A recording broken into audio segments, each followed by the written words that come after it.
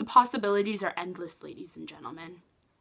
Endless. It's Thursday and welcome back to another episode of Wild Women Wet Shaving. I am going to crack on right away because we have tons to cover in this week's episode. First of all, we are going to be talking about double-edged safety razors.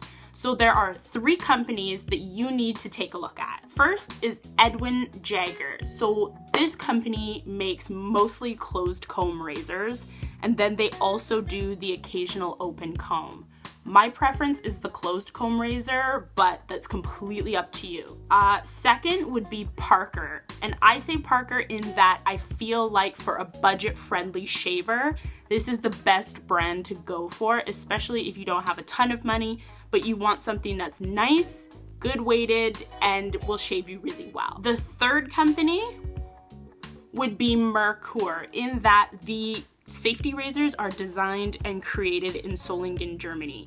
Therefore, you are getting German manufacturing and Solingen steel all in the same wabam. So if you know what those 2 things mean, you will go ahead and buy yourself a Merkur ASAP. Next piece you need to buy in order to become the best wet shaver in the world are razor blades, because you can't remove the body hair without actually using a blade to do it. Therefore, my 3 blade recommendations are King blades, because I feel that they are doing an amazing job at shaving my legs, Astra stainless or platinum depending on what you like in a blade, and then also getting a deck of feathers.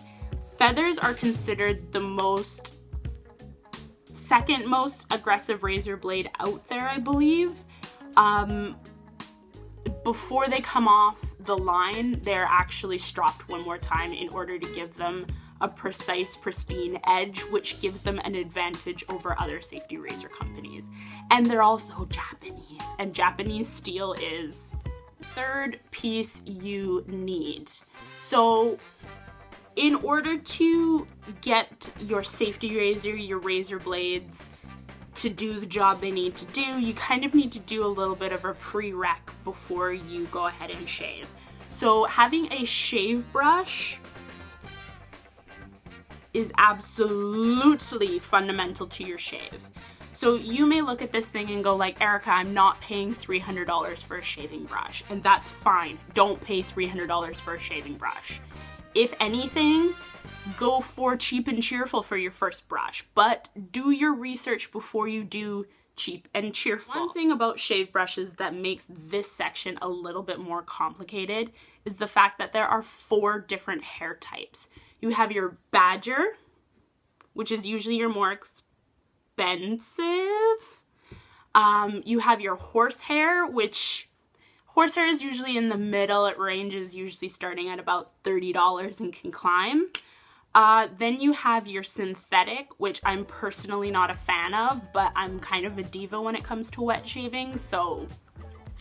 And then you have your boar bristle. So boar bristle is the most gritty. It tends to get into the most soaps and creams, and it also tends to be your least expensive. So if you are going for a completely budget-friendly shave, you can absolutely get a $14 to $25 shave brush in a boar bristle and have a spectacular time.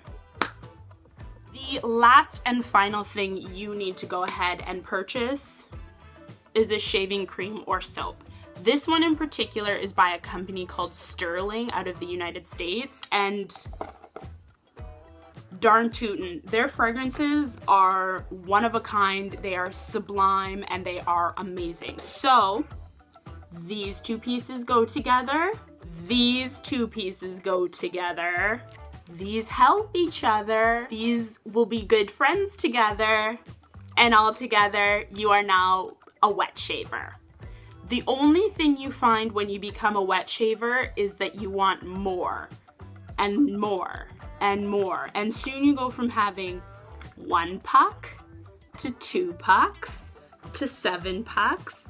I have a lot of shaving creams and soaps, ladies and gentlemen. So for the bonus piece, one thing that I find changes wet shaving from just spraying your stuff out of a Gillette shave can, which is awful for you if you have any sense. Do not use that stuff. The best thing about wet shaving is the fact that you can add things to it. So you can add a pre-shave oil or a balm. You can get a shave mug if you want. You can have a stand to display all your pieces. Wet shaving is about taking what you love and adding to it. The possibilities are endless, ladies and gentlemen. And ladies and gentlemen, the one thing I need to tell you that is the most important thing about wet shaving is 2 words: trial, error. And error. But honestly, sometimes what happens is you get a safety razor, you get a package of blades, you go to shave, and you're like, what?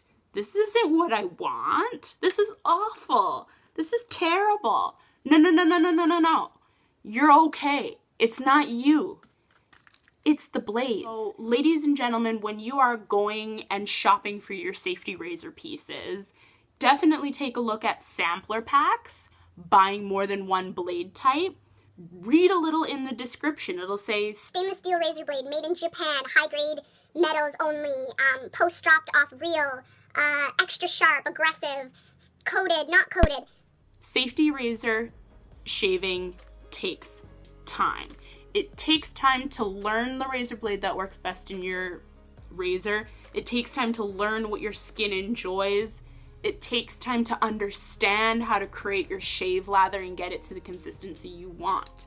If you are still not successful 90% of the time when you shave after 2 months of wet shaving, then I would say you could hang your hat. But I guarantee it, in the first or second week, you'll be lathering it up, you'll be shaving quickly, you'll enjoy the fragrance of the soap, and before you know it, you're $650 on your Visa and MasterCard from spending it all on Fender hand.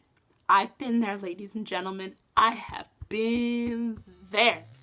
Thank you again so much for watching this video. Please don't forget to like, comment, and subscribe. I am a huge fan of all my comments in the comment sections below. They seriously make my day and make me laugh harder than you could ever imagine. So thank you again for being a Wild Women Wet Shaver, and I will see you beautiful people next Thursday. Bye.